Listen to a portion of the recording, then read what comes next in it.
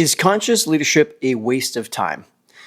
The research shows that conscious leadership is significantly more effective at retaining employees, at generating better outcomes when it comes to sales, negotiating, conflict management. Even doctors see less malpractice case lawsuits against them when they have more conscious communication. The problem I oftentimes hear when it comes to actually using conscious leadership, conscious communication, is that it can feel like it's very time consuming. And it can actually also feel at times, especially in a business or work setting, kind of inappropriate. Here's what I mean.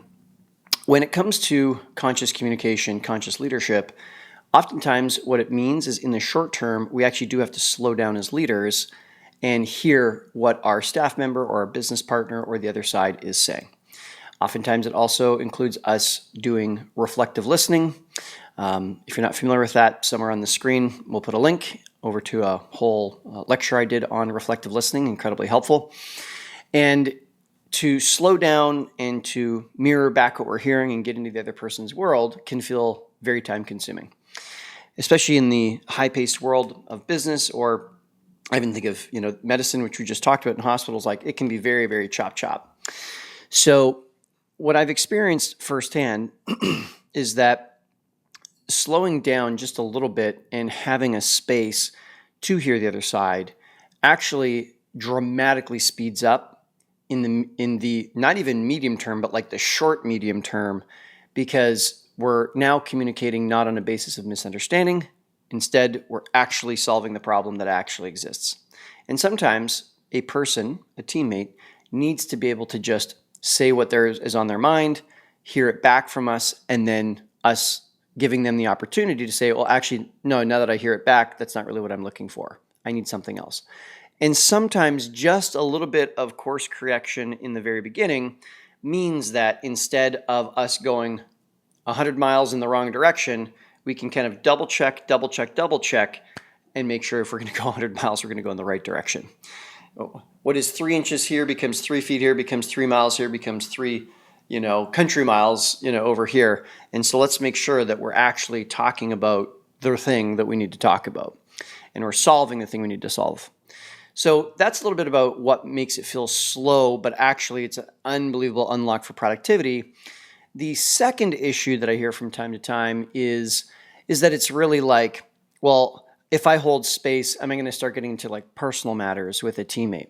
That doesn't necessarily always feel appropriate inside of a business or work setting. And my experience is, there's this great quote, I think it's from Mark Twain. He said, "I've suffered many great dramas in my life, and some of them actually happened."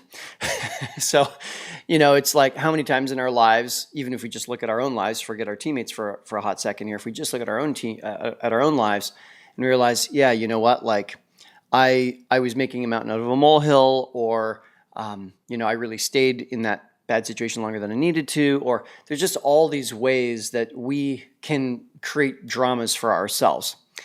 I love what Dr. David Wolfe says. He says, "I am the uncontested author of my life." And I think that is a really beautiful and pure North Star for me, and I think probably for most of us, if not all of us.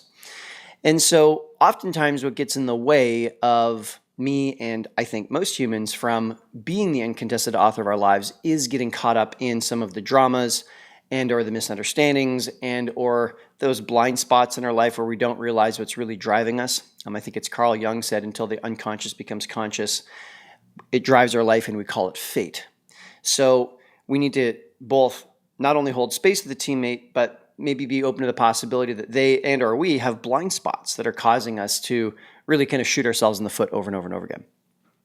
So in essence, I think as a leader, in a lot of ways, my role, especially in a conscious communication setting or a conflict or something like that, is to help a person go from where they're feeling disempowered to feeling empowered.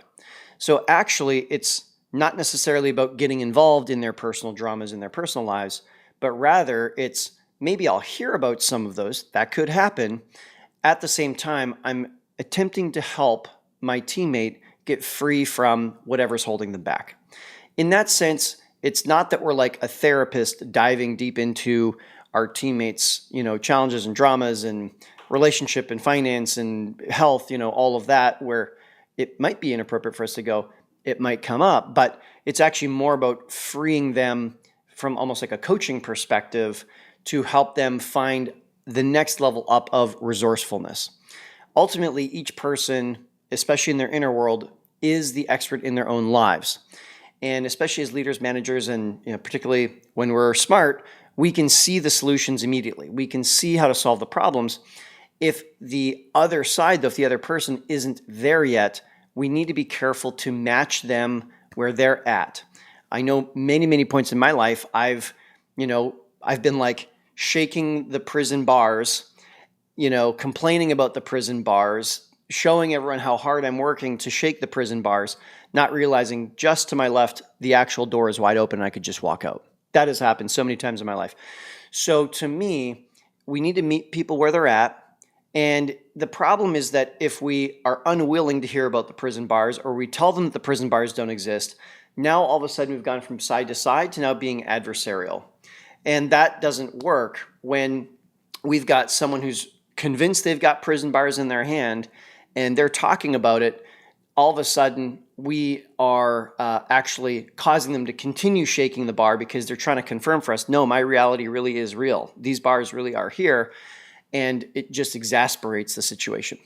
So instead of telling them the door is right open to the left, instead to be with them, to hear what are the shape of the bars, what's the color of the bars, how does it feel in their hands, and be with them, and then ask them once they are able to fully express themselves and kind of hit the bottom of the pool where they're now open and kind of relaxing their hands on the bars, we can start asking them other kinds of open-ended questions that helps them perhaps get a different perspective, helps them to zoom out.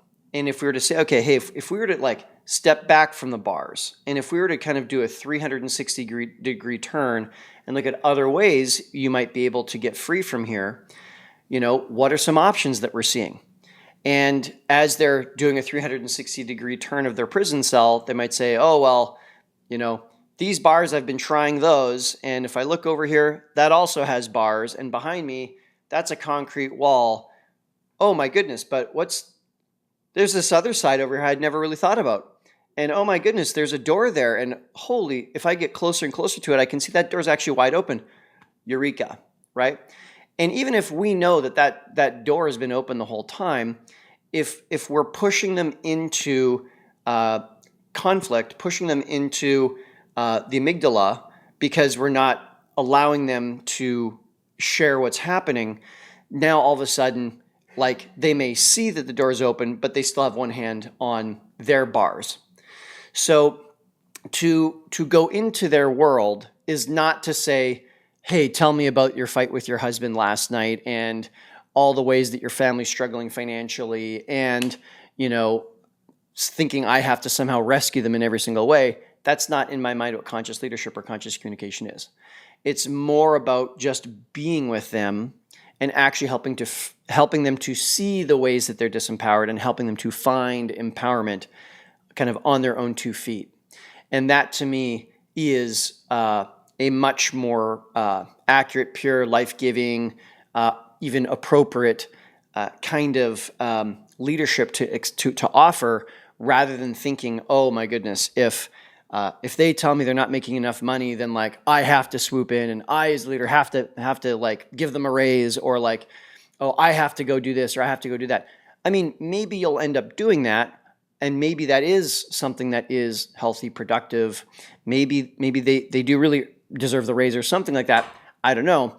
But I wouldn't confuse the solution, be it the raise, be it the time off, be it the this, be it the that. I wouldn't confuse that with saying, I'm going to go walk in their shoes and be with them and be a conscious leader, be a conscious listener with them, where ultimately they are the number one author of their life, and I help them find that next level of empowerment so they can solve their own challenges.